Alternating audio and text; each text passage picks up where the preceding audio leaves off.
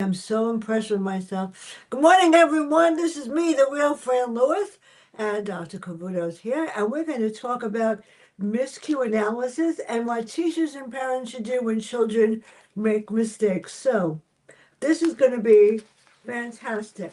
I got the definition. Miscue analysis is the process of tracking and recording reader miscues, then reviewing the miscues to find a pattern. The purpose is to categorize these miscues, understand the strategies the reader uses, and the strategy the reader needs to learn. After identifying the reader's strategies and the source of miscue, the teacher can help the student with specific reading. The problem is that they have to understand that everybody makes mistakes, and I know that there are teachers that turn around and say, "Oh, what do you know? You don't know anything." So how do you handle this, and how do you explain to teachers that they have to be careful on how they tell a child they made a mistake?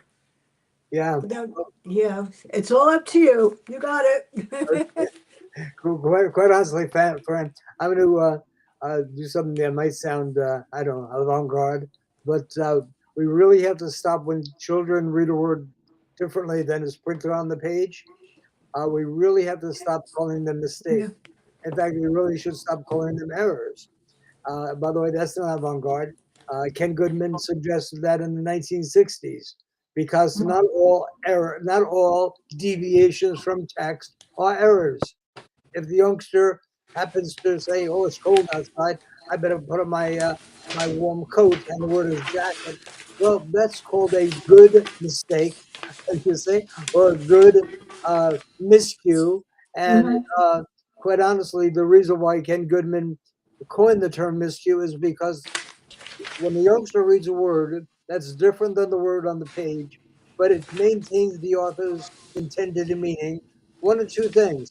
Either he couldn't read the word, so he substituted something else, or more likely his head is way ahead of his eyes and he has already predicted that word.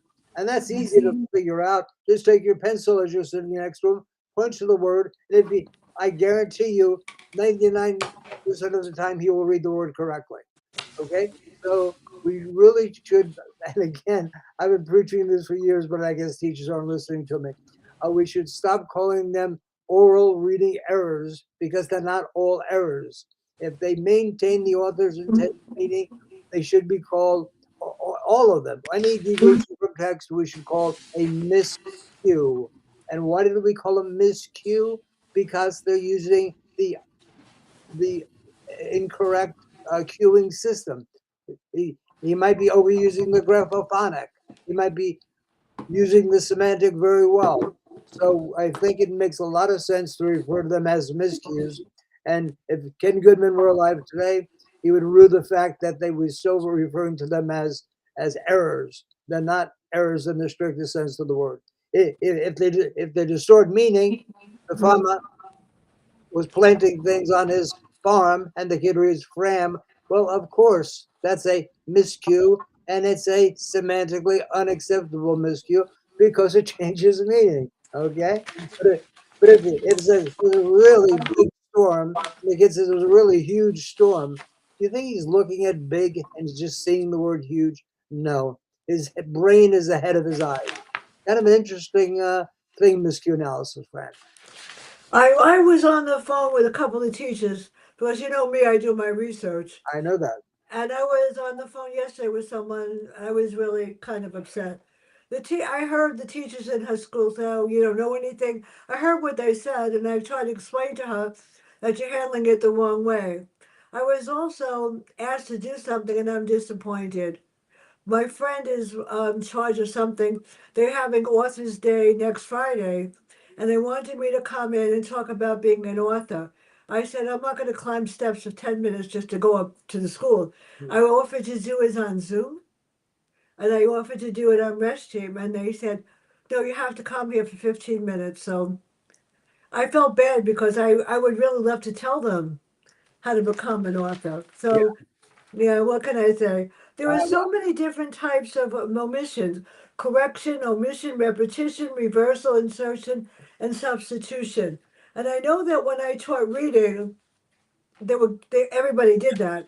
The problem is that Instead of telling the child you made a mistake or whatever, you have to explain to them how to deal with that or hear it. Because a lot of times when kids are reading, they're not listening to what they're saying.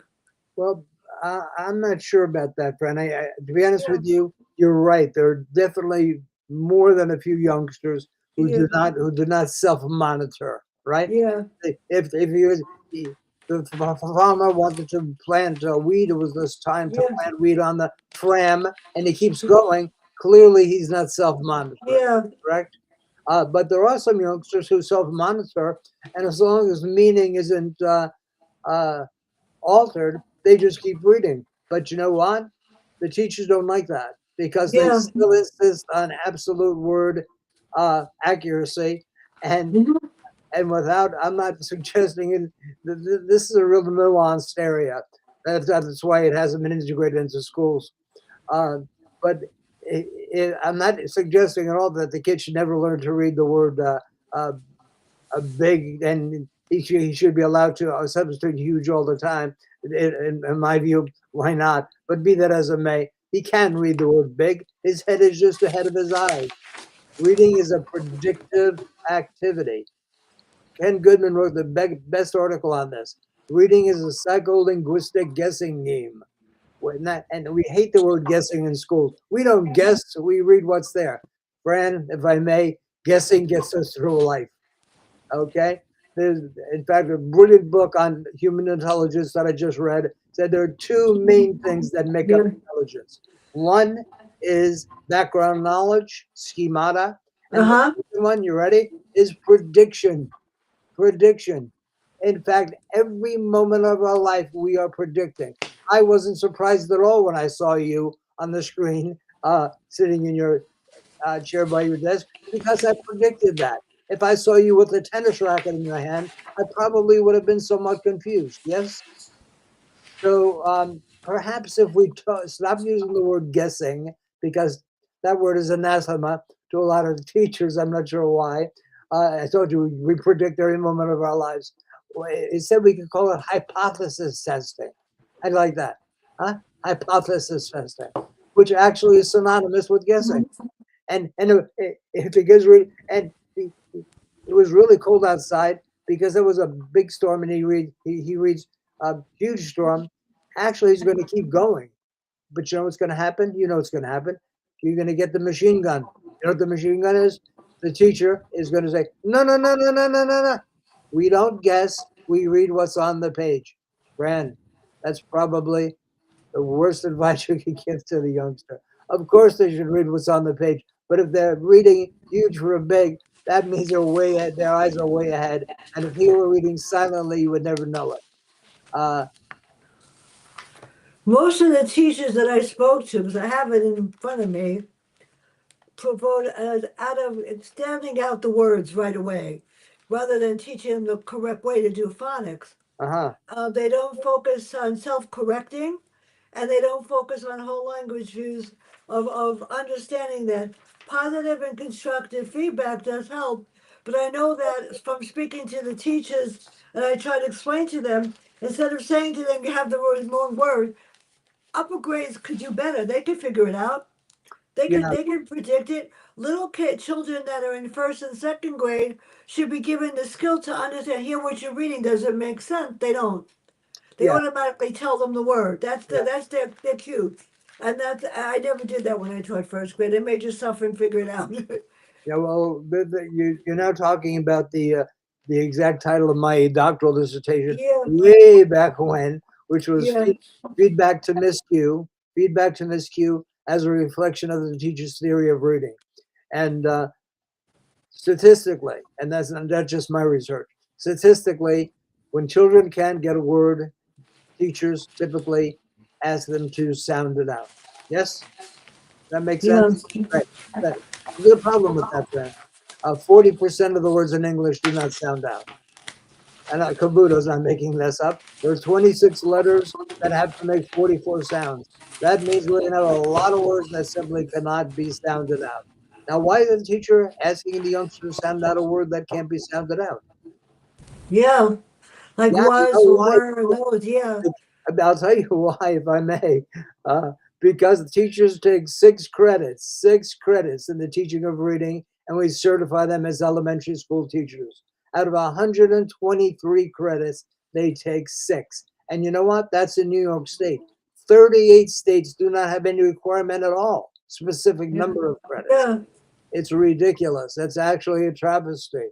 So if the teachers would know that, they might not ask youngsters to sound out a word that's not soundable, like caught or you or mother or phlegm. That's a really good one. I like that one. A PHLAGM. Give me a break. Okay. Uh, but the feedback that teachers give to students when they make a miscue is Mhm. critically important. Now, if I may, the reason why sometimes the teachers don't have to give feedback is because we have Priscilla and Paul in the class.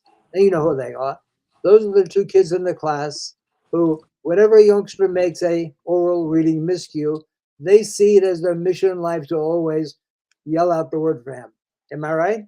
Uh-huh. Yeah, A yeah. lot, a lot of the teachers, I said to them, they don't tape when the kids read. They don't, listen, or they have their phone and they don't listen to what they're saying. And a lot of times, instead of saying to them, stop, reread it, listen to what you said, they just tell them you're wrong. This is the right That word. was an That excellent. doesn't teach them anything. And I had one teacher that said when they have is or were, the kids are saying is. You can't sound out No, those words. The no. those words is not going to do it for you.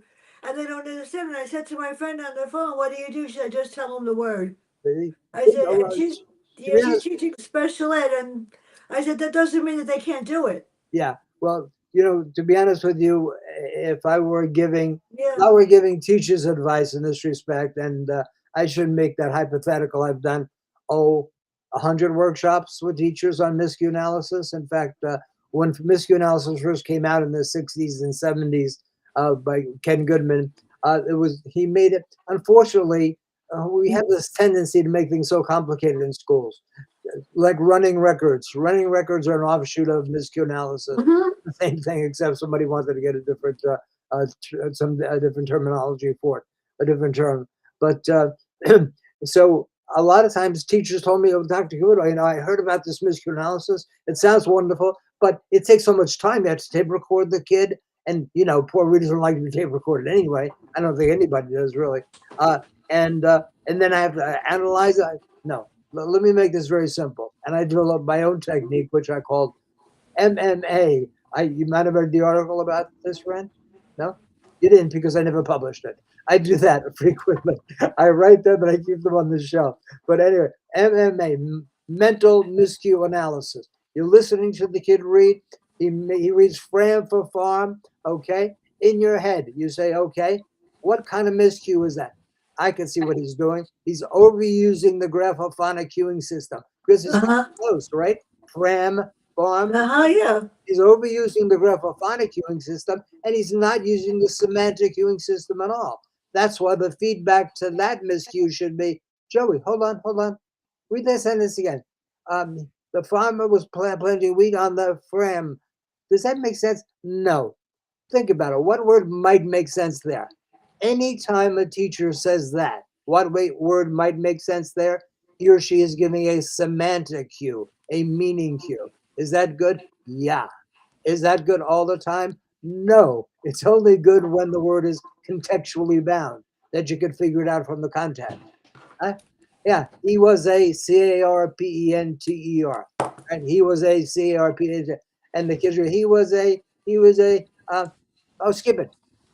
His uncle was a, okay, what word do you think makes sense there? Uh, That's ridiculous. There's not enough context to figure it out, huh? He worked with hammers and nails. He builds things. He was a Carpenter. Then you might say, okay, what makes sense? What makes sense there? What do you know? What do you call people who work with hammers and nails for a living? Now the kid might not be part of the schema, and quite honestly, with that word, I have no problem with the teacher saying, "Let's try to sound it out," because Mm-hmm. Yeah. carpenter is very sound outable. Yes, A lot of times they just they have time constraints. I'm So sorry. I know when I taught the my fun children of discipline problems, whatever. Yeah, And every teacher has reading groups. yeah, And unfortunately, they have, I'm going to do a half an hour with this group, 20 minutes with that group, 10 minutes with that. It is always the top group that suffers because the bottom two groups need first, and they just have a time limit. So yeah, they'll do a reading lesson with the kids, and then they just tell them the words, and then they say, well, they're done. yeah, In other words, they don't give them. When I taught reading, and I had three reading groups, they got 45 minutes, yeah, and it doesn't matter. They don't seem to get it. And unfortunately, I've listened because I listen in a lot. Um, they just tell them the word. yeah. That doesn't help. No, no. And to be honest with you, if I were, I should have agreed with you so Yeah, quickly on that because if teachers don't know how to give adequate and appropriate feedback, yeah, yeah. they're actually better off just counting to five. Counting to five is called a wait time. Wait time before you say anything. Yeah, And they also have to. I'm going to say this partially with tongue in cheek, and somebody got very, very nervous with me in a workshop when I said this. But you have to have a kind of a gag rule in your class, and the gag rule is you go like this. Boys and girls, this is this. This is what we did. This is what we're going to do this year in second grade. In I know. this is George's class. When someone reads a word incorrectly, no one is allowed to say anything. No one Hmm. is allowed to say anything. The only one who's allowed to say anything is me because I have the big desk, you see? So, but I want you to listen to what I say. Hmm. And by gagging them, as it were, figuratively, of course, but in fact, I go like this. Yeah, so they understand. No, no, no. Priscilla and Paul aren't happy because they just learned, they just lost their raison d'etre. That's they love doing that. No, no, no, not good, terrible. They have to be quiet and see what the teacher does. Again, the problem is, and I'm please, teachers are watching. I have the utmost respect for teachers. It's a tough job, and you really have to know your stuff. But I'm really big on both of those. Knowing your stuff is important. So if the teacher's giving good feedback, if the teacher said it would, it was it was a horrible accident, and one car crashed into a great big a great big track. And you no, no, no, no, no, no, sounds it out. Well, that word sounds out reasonably well, but I don't think I would even say sound it out because that is so contextually bound. Huh? There was a big car crash. A car ran into huh? A youngster who has reasonable schemata or schema should be able to predict that word. So my first feedback might be, what word do you think might make sense there? Uh, what's do you know what the TR sound is? Look what I just did, friend. I started out with a semantic cue. Huh? That didn't quite get it for him. Now I'm kicking in a graphophonic cue. Giving good and appropriate feedback to student miscue is an art unto itself. It really is. And that's why when people say to me, well, what should parents do? What should parents do when they're reading at home with Yeah, that's the next question. okay. Well, my response is, Ren, you're going to be a little bit surprised with this, but unless we start holding workshops for parents on differential feedback to student miscue, in my opinion, parents should be told by every teacher, grades 1, 2, 3, beyond grade 3, they shouldn't be reading out loud anyway at home, unless they're really suffering with decoding. But anyway, um, parents should be told if the youngster can't get a word, count to 3, count to 4, and just tell them. Brand, the only reason why I'm saying that, and you're right, yeah, well, that's not really helping. Well, it is. It's keeping the process going, and uh, and uh, I'm not sure how many parents are out there who can Well, differentiate between phonetically consistent and phonetically inconsistent words. So they might be asking the kid to sound out a word that's not sound outable, like friend. Sound out friend. IEND. That violates the the only rule most people know, which is when two vowels go walking, the first one does the talking. Yeah. Well, that word should be friend then. Am I correct? yeah, because most of the parents just tell them the word. As a matter of fact, my two nieces are in second grade and third grade. They're really smart. And I try to say, well, what happens when Alex doesn't know a word? Well, we tell her to sound it out. I said, is that the only option? Right. The teachers just focus on phonics. A lot of parents can't be bothered. A lot of parents just tell them to just sit. And the sad part is that there's reading teachers, specialists in every school, and all they come in and watch the teacher teach, and then they're supposed to model a lesson and how it's supposed to be done. And I said, well, what do? Well, they read a story and ask them if they understand. I said, that's not teaching them how to understand miscues. That's not teaching them how to read fluently. What's the skill that you want them to teach? The Well, reading teacher comes in like I would come in and say, well, what do you want me to talk about? Main idea, drawing conclusions, phonics. You want me to do any kind of miscues? What do you want, left out word? What do you want me to teach? And then I would decide what needed to be done for each class. right.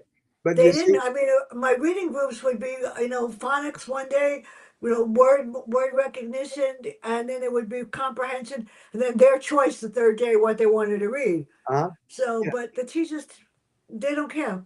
They yeah. don't have the skill, and I know that. So, how do you change that? And I have the list here like parents, they need to read together every day, talk and build a vocabulary, model reading. But how many of these parents can read? Well, That's the that, hard part. What that, about, that's a different podcast, friend. That's a different podcast. Maybe 2 or 3 months yeah, from now we'll do that one. But to be honest with you, to stick with the topic at hand, which is yeah, I know. uh, miscue analysis isn't something that you say today I'm going to do it. Miscue analysis should be done every single time a It's youngster is hard. reading out loud. And if you learn how to do it in your head, as I just said with my mental miscue analysis, by the way, I didn't publish that article. That was in the 1990s. And all of a sudden, uh, Ken Goodman's daughter, I'm going to forget her name for the moment, but his wife was Yetta Goodman, and Debbie Goodman came out with an article, and she had a very similar name. And I said, "Oh darn, I missed that one," but that's okay. And her point was the same as mine. You have to teach teachers how to use this technique instantaneously. There shouldn't be, "Oh, I'm going to do it today." They should do it every time a youngster reads out loud. Now, you know our friend Edmund Burke Huey, who wrote the psychology and of reading. Yeah. Yeah? Uh, Edmund Burke Huey said, and so to completely analyze what we do when a when we read would be the acme of a psychologist's achievements. Okay, very beginning of his book. What you were doing when we're doing a miscue analysis is we are analyzing. We are getting inside that youngster's head to say for ourselves, why did he make that miscue?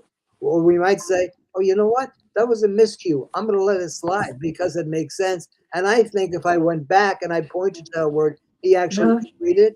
So you don't want to thwart, in my opinion, hypothesis testing or good predictions. Okay, this is not. You know, I smiled because I just read in the Science of Reading, and we won't get into that today because I haven't had breakfast yet. But in the Science of Reading, they were outlawing schools that now have bought into the Science of Reading because we buy into reading programs like we buy into toothpaste. New and improved.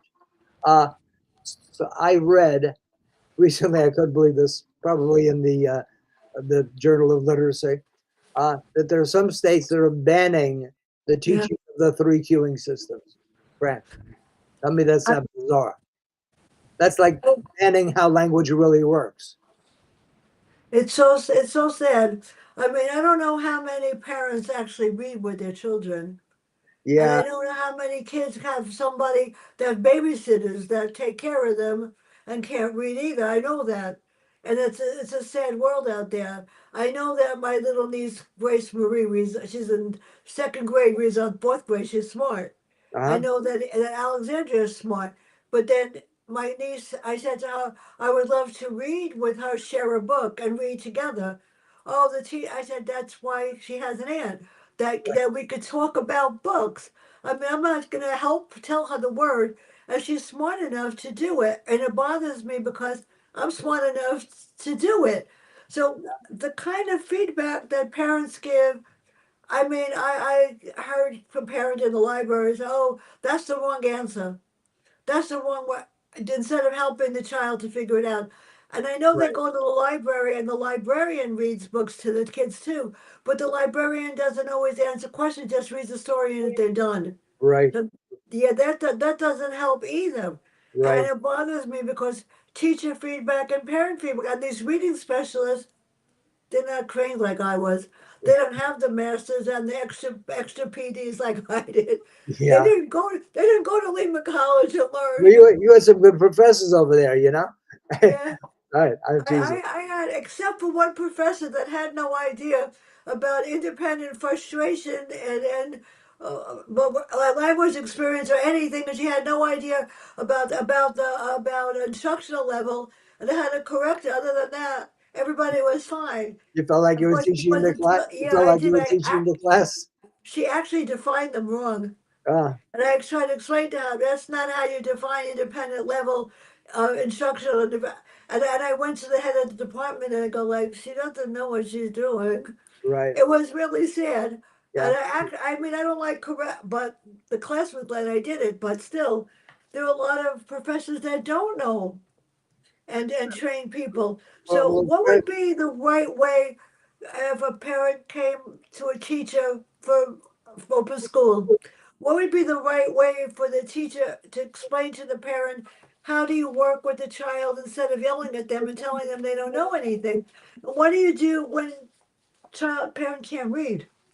well, friend, Makes it even I, harder. I, I'm gonna, if I may, I'm gonna reframe your question about what do you do when the youngster Yeah, is supposed to be doing his 15 or 20-minute read aloud with you every night, as most yeah, many schools throughout the country teachers do that first, second, particularly, right? yeah, So if I, not if I've taught K through graduate school for 50 years now. Uh, mhm, but if a parent, if I were teaching first or second grade, and I happen to be, if I told them that I'd like a youngster to read a book at his independent level, right, friend? Independent level at home to you. And independent means he should be able to read it without much help, if I at least assessed him correctly or her. I would say, if he comes to a word that doesn't know, my best my best advice to you would be count to five and simply tell him. Now, friend, the reason why that may not ring well with you is because, oh, come on, you're just, you're not fostering any learning. Yeah, but the mhm, alternative to that is teaching the parent how to give appropriate feedback to Miss Q, which, as I said, I've done workshops with hundreds of teachers, and they still find it hard. It's not that hard for us because we know how to do it. We know when to give a graphophonic prompt. We know mhm, when to give a semantic prompt. Okay, mhm. a semantic prompt when the sentence has enough cues where the youngster can guess the word. Okay, or the youngster can take a shot at it using, let's get rid of that word guess. No, that's it. I get rid of it. We guess every moment of our lives, but if it has enough clues in the sentence, in the best of all worlds, I would like to tell the parent, if it has enough clues there, say to him, read it again, say blank for that word, and tell me what word might make sense. How about that? You see, that's one strategy which, again, if parents could do it and do it properly, and we have to train parents. There's a linguist said reading is not a school phenomenon. Reading is a Yeah, reading is a cultural phenomenon, meaning parents, caregivers, they have a role to play, but we have to show them how to do that. And I advice know. giving advice about feedback to miscue is not easy. That's why sometimes I do the default, which is just count to four. That's called wait time. If they don't get it, then just tell them the word. You know what that does, friend? That keeps the process going at least. If I may, one small vignette. My office, I had the youngster must have been coming a month, uh, 6 weeks, 7 weeks, and once a week. I don't drag them 5 days a week. And but they have reading at home. I show the parent what to do. And I'm sorry, I tell them it's an independent level. They shouldn't have much difficulty. But there's one gentleman told me, after 5 weeks, Dr. Cavuto, we're going to really terminate lessons. And I said what I always say, is it financial? Because if so, we can take care of that. No, no, no, no, your fees are very reasonable. But what happens is when I'm reading with him at home, the book you send home, um, he ends up crying. I said, excuse me? He said, yeah, he ends up crying. I said, crying? He said, yeah, because he cuts for a word he can't get. And Doc, I won't tell him. I won't tell him. I keep making him sound it. And I just went like this. Is that when he starts getting upset? Well, yeah, kind of, but I won't tell him. Friend, you believe? You know something? There are more than a few parents out there who think that it's I don't know, what's the serious sin in Catholicism? A cardinal sin? Nah, but take it out of religion. It's a cardinal sin to tell the word. The parent. So I said to him, "Do me a favor. Don't stop. Continue. Don't even pay me for the next 3 weeks." I said, but when he's reading at home to you, when he comes to a word he can't get, count to three, tell him the word, and let me know what happens. At the end of 2, 3 weeks, he stopped in my office. He said, "Doc, you're right. The crying is over. He's enjoying reading more. When we sit down to read, he's happy. He's not frustrated. I'm not frustrated." And keeping the process going. What Jim, hold on, I'll get this. The the Matthew effect in reading. The Uh-huh. Matthew effect in reading. Good readers are good readers because they read a lot. Why do they read a lot? Because they're good at it. Because they're good at it, they like it more. But what's the opposite of that? This is from the book of Matthew, New Testament, 28:34, the chapter and verse. Uh, the rich get richer and the poor get poorer. Huh? They applied it to reading. Keith Stanovich at um, UCLA, University of, I'm sorry, at Stanford. He said, so poor readers, because they can't read, hate reading. And because they hate reading, they don't do it. Because they don't do it, they get poorer. You see? So this is the Matthew effect in reading is insidious. In fact, I just devised a what do you want to call it, a device to help with that, which I can't talk about now, but hopefully it will help. In any case, we have to have allow youngsters to keep the process going. And simply counting to three, is that in telling? Is that the best thing? No. Is that the most pragmatic thing for parents to do? Yes, because at least it allows the youngster to continue and not be upset. Ah, la la la. Might he see that word again? Yeah. Statistically, I think it's so you see a word 28 times in different contexts until you can recognize it when you couldn't initially. So by counting to three and telling, there's Yeah. a good chance he will come up to that word again. And you know what? As the gentleman said to me, yeah, but Doc, you know what happens? I tell him, and like 8 words later, the same word comes up and he can't recognize it. I said, no problem. What do you do then? I do what you said. That's exactly what you should do. Keep doing it. All right, friend. It is so that makes the parent's job of sitting down with the youngster and giving him feedback when he needs help. Yeah. That makes it so much easier. Is that going to help the youngster? Is that teaching him to read? Well, let me put it this way: that's allowing him to engage in the process more. And in fact, the youngster used to read 20 minutes. This gentleman told me now we can do it a half hour. There's no problem. He doesn't mind it. Of course not. He said, but still, don't worry about it. That same word comes up again, he will get it. He will get it. But if you continue to give that feedback you were giving, you're gonna have a lot of tears, because I'm sorry, Mr. Whatever, Mr. Jones, you probably were asking him a lot of times, unintentionally, of course, to sound out words that are not sound outable, like the word caught. Would you ask him to sound that out? He said, well, yeah, sure. Yeah, it doesn't sound out. Caught does not sound out. Caught. Come on. Ooh, phonics, ridiculous. And I couldn't have had a more pleased client, if you will, or little boy, more importantly, little boy. He smiled when he came in because he knew that things had changed at home. because of in terms of the reading, in terms of the feedback. So parents, until you become expert at giving good feedback to student miscue, count to five, three, five. Younger kids, five. A little bit older kids, three. Sorry, the opposite way around. When the kid is younger, after 3 seconds, if he hasn't got, just give him the word. If he older, a little bit older, if he can't get the word, count to five. Just tell him, honey, that word is caught. 3 sentences later, he still can't get it. He said, honey, that word is caught. What? Parent, tell me if I'm wrong. The parent, honey, I just told you that word over there. But you know what? When I see Joe Schmo in the bowling alley and somebody introduces me to him, and nice to meet you. And I see him the following week, you know what? I'm probably not going to remember his name is Joe Schmo. Why? Because I haven't seen him enough. Am I right? We're Mhm. the same way. We get to recognize them by seeing them a lot. And how do we see them a lot? By reading a lot. And how do you read a lot? By allowing or by someone allowing you the pleasure and the ability to just continue on by giving you the word that's giving you trouble. It's all that simple. Uh, Mental misanalysis, I love it. I love teachers mental misanalysis in your head.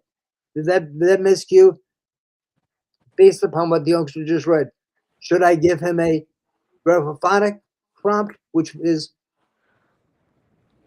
Can you tell me what that AACK in that word is? No. Okay, that ACK is act. Now try it. Act. There you go. Beautiful. Track.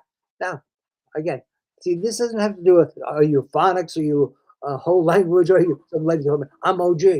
I didn't know what OG was, but Odin Gillingham. Okay, OG. I'm gonna make a sweatshirt up with all those titles on them. But the point is teachers need to be trained how to give good feedback to student miscue. They should be teaching mental miscue analysis much easier than tape recording them and analyzing the miscue across the board in 20 different categories. Unfortunately, Ken Goodman was well intentioned, but Before I forget, his daughter fixed it. on Tuesday, New York Times author Richard Corretto will be here with his new book, Winter Season, and watch people how you handle a crime in 1817 without the technology today. On February 4th, I'm so excited. It's 1 year since I'm doing Restream. Dr. Gloria Mitchell, who is an activist, we're going to talk about Black history. Wonderful. Oh, yeah, and she's gonna do all the people, and I get to do how people have to deal with it. On the 18th, we're going to do a special. No, it's going to be on the 24th. Happy birthday, George Washington! Happy birthday, America! With Sherry Ellis with her book Happy Birthday to Us, and I am so excited. On March 4th, New York Times author David Putnam will be here with his two books, yeah? And they're not the Bruno Johnson series. It's his new series of Imogene, who is completely nuts, and Harvey, who is completely out of his mind. They're octogenarians, they're 80-year-olds that solve murders and cause dead bodies. Oh my And, goodness. and what Oh I my goodness. learned, and when I finally did my reading groups, I'll never forget this. The kids turned around to each other and they knew when they made a mistake. Yeah. And they would go like, uh-oh. And by the time I got done with these groups, they were able to figure out their own whatever. So I'm excited. This is great. So parents need to understand that it's okay, mistakes are made. Yeah, well, we're But not going to call them mistakes anymore, right, friend? We're going to call yeah, them miscues. yeah, It matters, you see, because yeah, mistake, as you know, as yeah, a voracious reader, yourself more than probably 99% of the people I know, and you've interviewed an incredible number of uh, yeah, authors. But we have to really stop calling them mistakes. We should call them miscues. And you know what really bothered me? This is going to sound weird, but in the 1990s, and when miscue analysis was starting to get ingrained in education, uh, the football Yeah. Football league started calling when a person missed a pass. This always screwed up. He missed that pass. They started calling them miscues. And I said, no, no, no, please don't call them miscues because in that case, if he misses the pass that was thrown right to it, it is a mess up. It is a screw up. That is a mistake. But that is totally anathema to what we do with miscues in reading. That stuff they still call them miscues, but you know what? My sense is the narrators of football games don't have master's degrees in reading, so we can forgive them. Well, what are we attacking next and when? Okay, let's see. I gotta see on my phone. Okay. I can't believe that all these people all of a sudden need the great me to do something. Well, But I you're have tough. one on the 2nd and the 4th of March, believe it or not. And I'm going to brave somebody on the 24th. We won't say who. And I can do whatever month you want. Well, the 2nd and the 4th of March. Can you tell me what days of the week they are? Yeah, the 2nd and the 4th of March, I'm doing two. I have a new author on the 4th and David Putnam Oh, on the 4th. And on the 24th, I have the dentist. We I don't want see. to talk about. I could do April. I don't have any in April yet. Okay.